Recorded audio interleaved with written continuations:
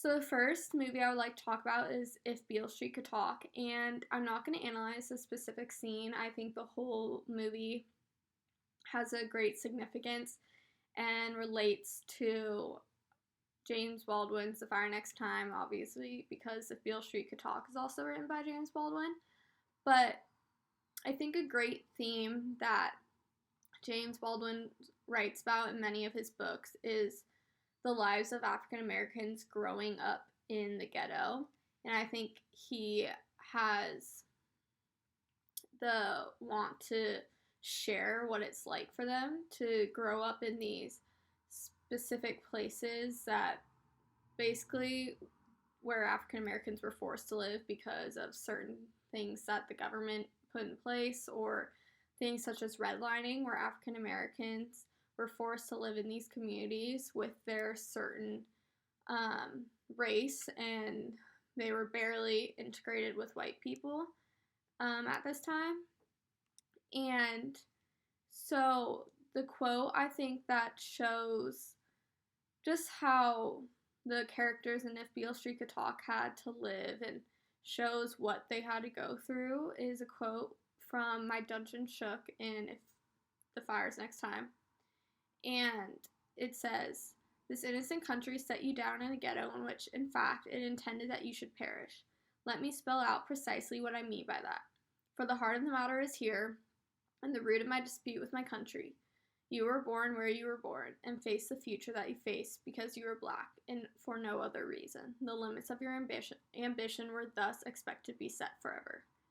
And I think this can really relate to If Beale Street Could Talk, because we can see as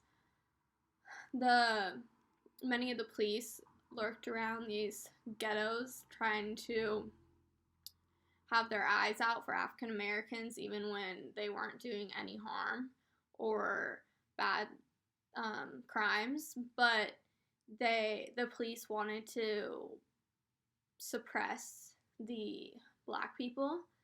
And especially this is shown through the character of Fonny, who was falsely accused of rape just because a police officer said that he saw him around the scene. It doesn't even, the testament of the police officer doesn't even make sense, but it just shows that they had an out for the African Americans, especially in these ghettos, and that they had little out of these areas because there are not many opportunities for black people during this time to work in higher paying jobs, which you can also see in the movie because they discuss how it would be hard for them to raise their money since they were basically stuck in jobs such as working at department stores.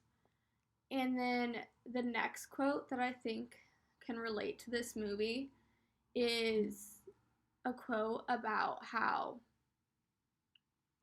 basically the irony that African American men are portrayed as sexual predators, and James Baldwin in The Fire Next Time calls white men out on this portrayal.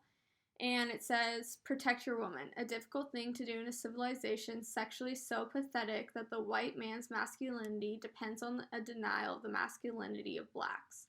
Protect your woman, in a civilization that emasculates the male and abuses the female, and in which, moreover, the male is forced to depend on the female's breadwinning power.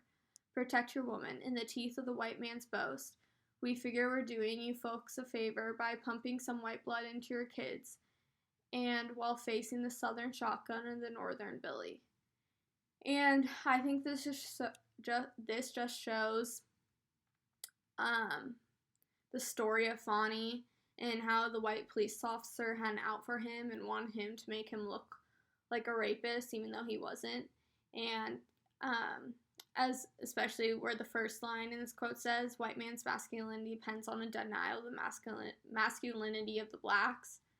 So I just think during this time, and I still think today, many police officers and many white people, white men, feel that they can feel superior if they're suppressing the black men's masculinity. And then the next video I would like to talk about is Lorraine Hansberry. sighted eyes, feeling heart, and basically just the her release of A Raisin in the Sun, and the video discusses how this was a huge Broadway show because it was written by a Black, directed by a Black, and the characters were Black, and this was not known during the time. It was all taken by white people. And I think this just relates to Malcolm X's message when he says, "Who taught you to hate the texture of your hair? Who taught you to hate the color of your skin? To such extent you bleached to like the white man? Who taught you to hate the shape of your nose and the shape of your lips?" And when Malcolm X is asking this, it's the reason African Americans want to hide their identity is because they grew up not being able to see African Americans in positions such as being on Broadway.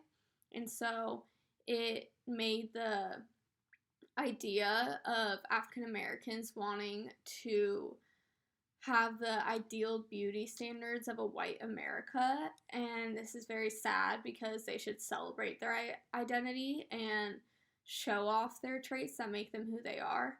And I think by Lorraine Hansberry's A Raisin in the Sun, it was the start for African Americans to realize they should celebrate who they are and not hide it.